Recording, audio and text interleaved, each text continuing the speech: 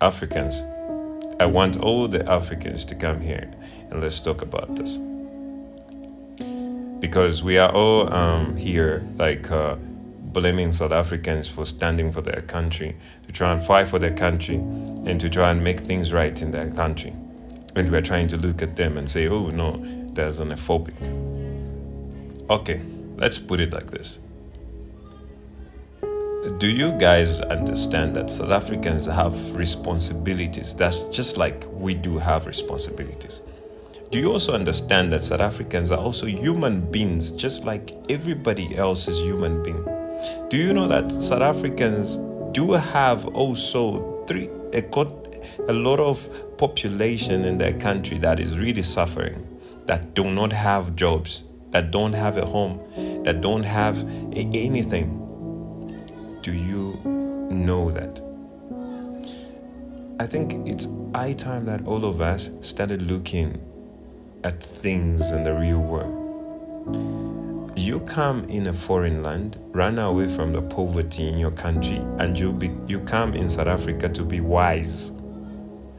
Does that make any sense? You run away from your land where you've left so much problems and you failed to be wise there. Now you want to be wise in South Africa.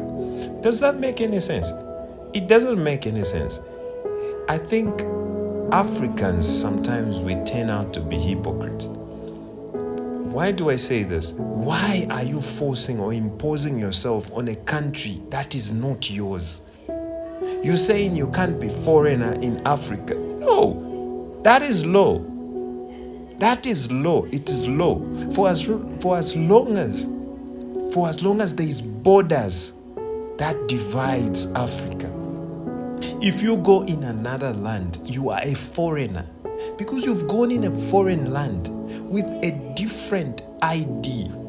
You are a foreigner. That's just the fact. The only way you can say I cannot be a foreigner in Africa is when Africa they open the borders. I don't think that will happen because our president wants to make money, so that's not going to happen. Look, we African people from different countries, from Ghana, from Nigeria, from Uganda, from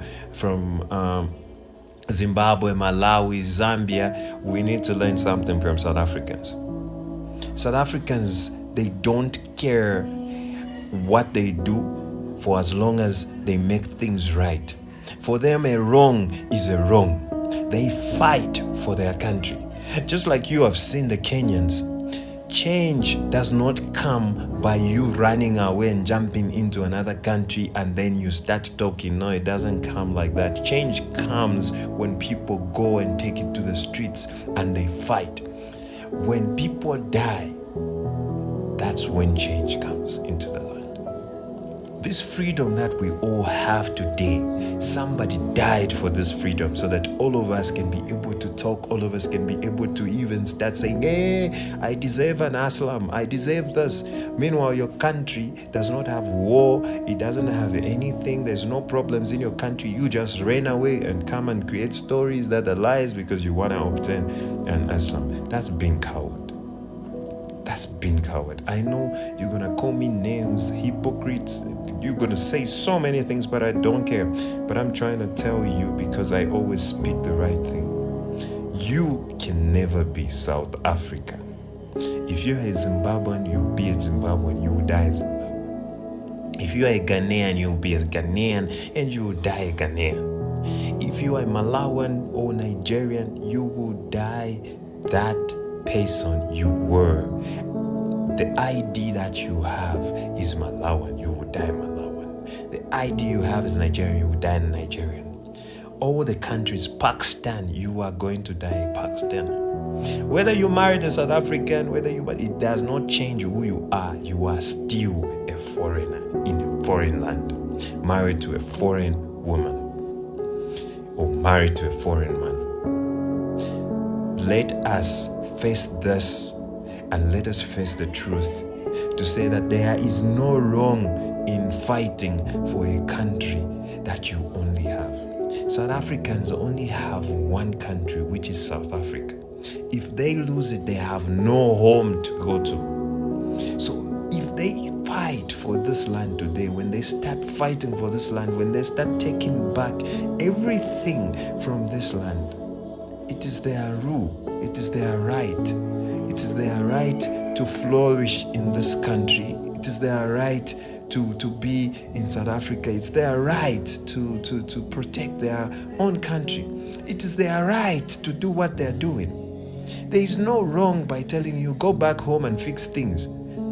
Visiting a country is not there. The law has not forbidden you from visiting a country. You can go and visit the country and then go back home. But if you want to stay in a country, bring something to the country, invest in a country, become an investor, and then employ the South African people to work. The law is going to be very happy with you.